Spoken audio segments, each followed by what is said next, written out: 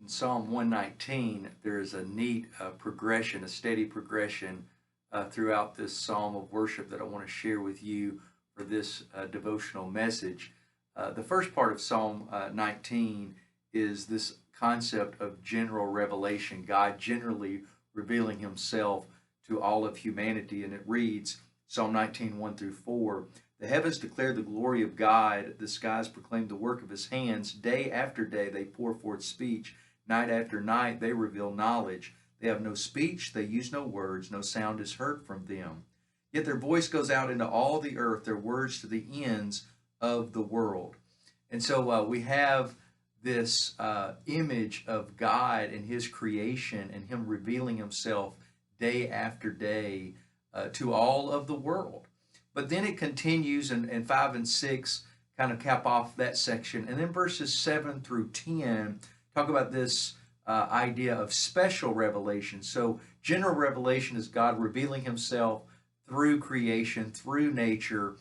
But special revelation is through his word, through the law. And here is what then the psalmist says, the Psalm of David, what David writes, verses 7 through 10. He says, the law of the Lord is perfect, refreshing the soul. The statutes of the Lord are trustworthy, making wise the simple.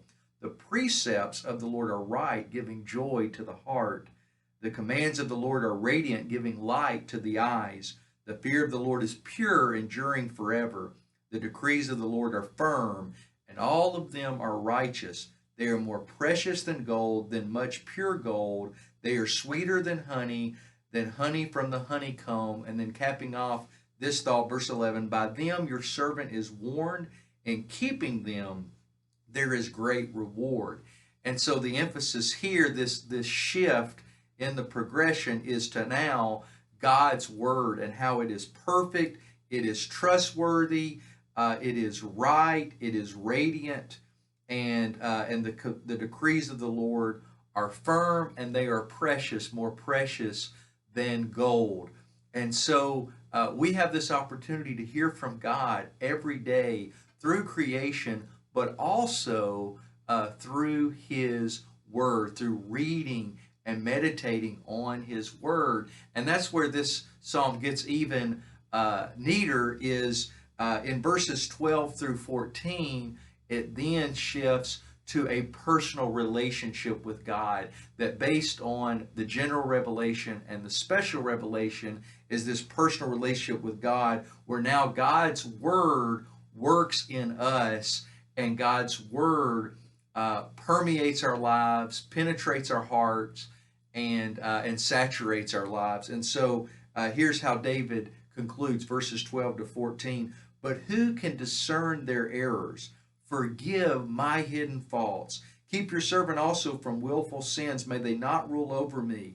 Then I will be blameless, innocent of great transgression. May the words of my mouth and the meditation of my heart be pleasing in your sight, Lord, my rock and my redeemer. And so he ends with this prayer.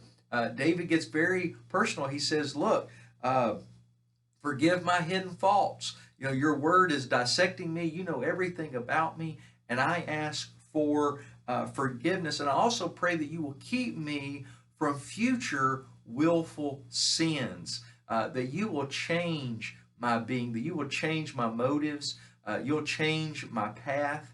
This is his prayer.